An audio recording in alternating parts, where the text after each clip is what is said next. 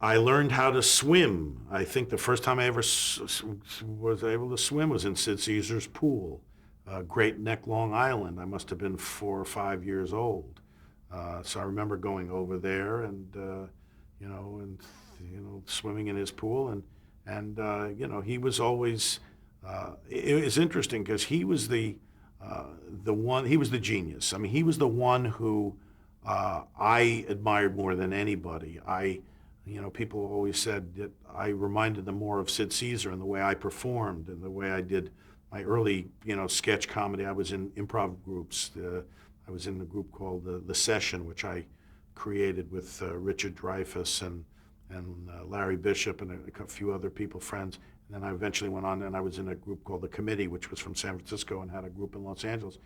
And I did sketch comedy when I was young, and people said I reminded them of Sid Caesar more than my dad because he's the guy that I idolized and thought was the most brilliant sketch comedian I had ever seen.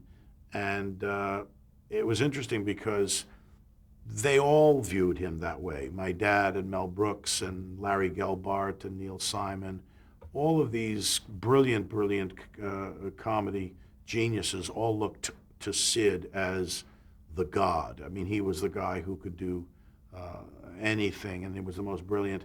And I remember many years later, this is probably, now we're sitting here in 2004, this must have been about 10 years ago.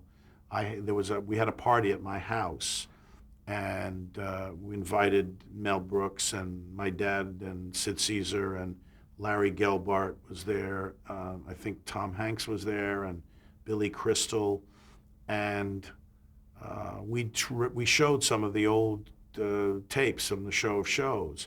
We had an evening. We showed a couple of hours, and it was incredible to watch because, first of all, the material's still great, still holds up, it's still brilliantly funny.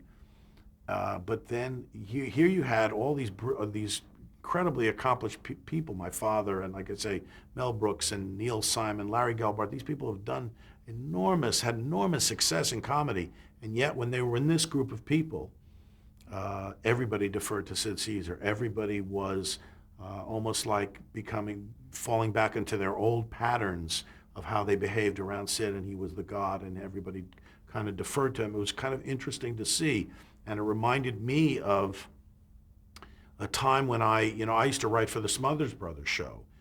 Steve Martin and I were the youngest two writers in a staff of really great, talented writers. Bob Einstein and Lorenzo Music, it was Jerry Music at the time, Carl Gottlieb, Mason Williams, Alan Bly, all these great writers. And we had a 20-year reunion of the Smothers Brothers. This was after it had been off the air, and we had a 20-year reunion show.